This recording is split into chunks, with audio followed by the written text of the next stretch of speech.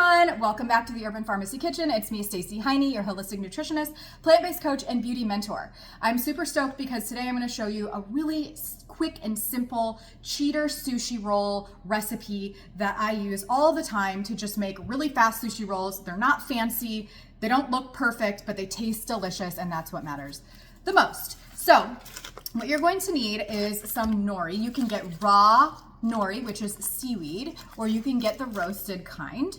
I typically tend to get the raw. It's more durable and it just has a little bit higher nutrient profile, but whatever you can get your hands on is fine. I'm gonna give you a pro tip. When you're rolling your sushi rolls, you wanna take this really shiny side. As you can see, both sides are kind of shiny, but the really shiny side, it always goes down, okay? It's just gonna make your rolling experience that much better.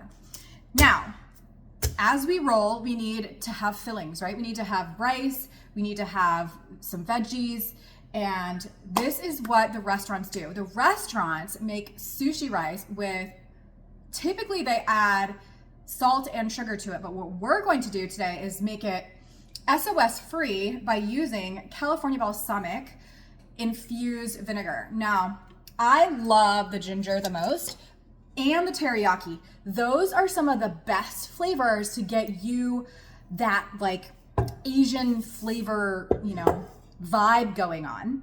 But today I actually only have the 7-herb Italian, so I'm going to put that in, and it actually just brings the nice zing that you would get anyways, but we're using Italian today. So I guess it's gonna be a little bit of an Italian themed sushi roll.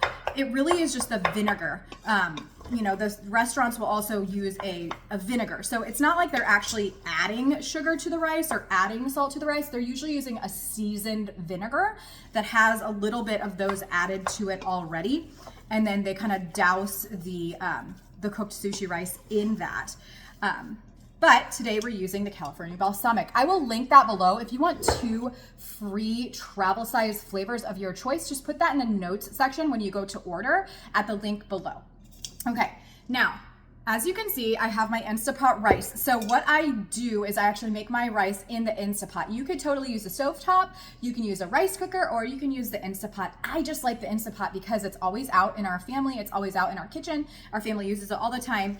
And I typically will use 1 part rice to 2 parts water. However, sushi connoisseurs and other rice people will say that maybe that's too much water. So you can get away with as little as 1 part water to 1 part rice if you'd like to.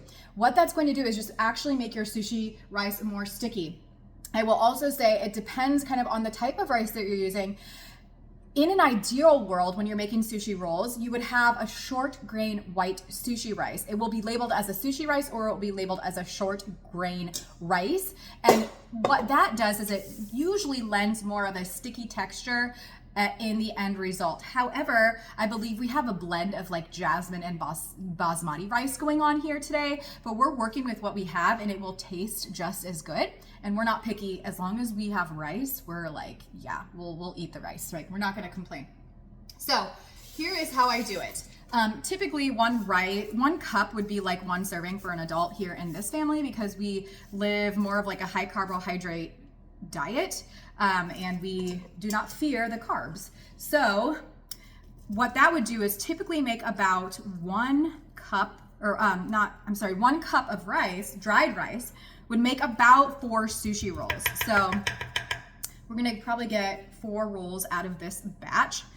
And what you do is you just wet the end of your roll, or of your nori right here, just a little bit so that it will stick, and put on some rice. Now, you could have a glove on, or you could wet the tip of your fingers and kind of spread the rice if you want to be fancy, get it all the way out to the edge. I will typically just kind of like blob the rice on because I will make these so fast and so many of them at one time that I've just kind of learned how to manipulate the rice as I'm rolling it so that it turns into a nice roll.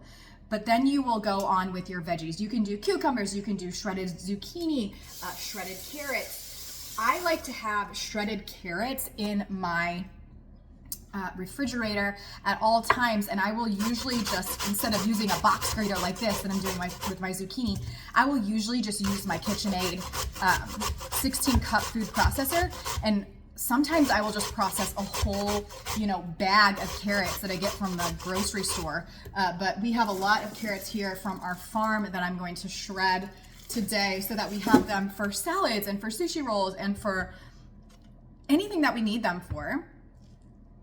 And it just makes meal prep that much easier. Okay, so we're doing zucchini and carrot in this one. I might have overloaded the veggie in this, and it's fine. It's fine. But you'll get the idea.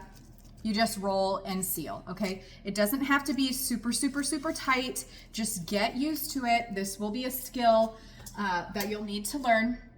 I will say that having a nice, sharp knife is going to be your friend in the kitchen. If you really want to get fancy with your sushi roll making skills and start getting, leveling up your game, then you could invest in a little sushi mat. I'll make a video on that. You could do like the ones where the rice is on the outside, and you could also invest in a longer knife like this. This is actually from Amazon. I'll link it below.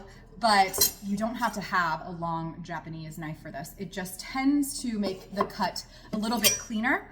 And you start the cut at the back end of your knife and you let it run right down, typically with one clean swipe instead of sawing back and forth. Otherwise your sushi roll might fall apart. But I'm not a sushi, chef. I just do the best I can here in the Heine household with our sushi rolls. But look at that. Delicious, nutritious, easy, quick sushi rolls. That one ripped. Look at that. Yum. So, if you want to make quick cheater sushi rice and quick sushi rolls, just watch this video again. Remember the tips that I give you, and don't forget to get your California Balsamic. I highly suggest the ginger and the teriyaki flavors. That will transform your rice into sushi-inspired rice or any flavor profile that you really want. There's lots of different flavors.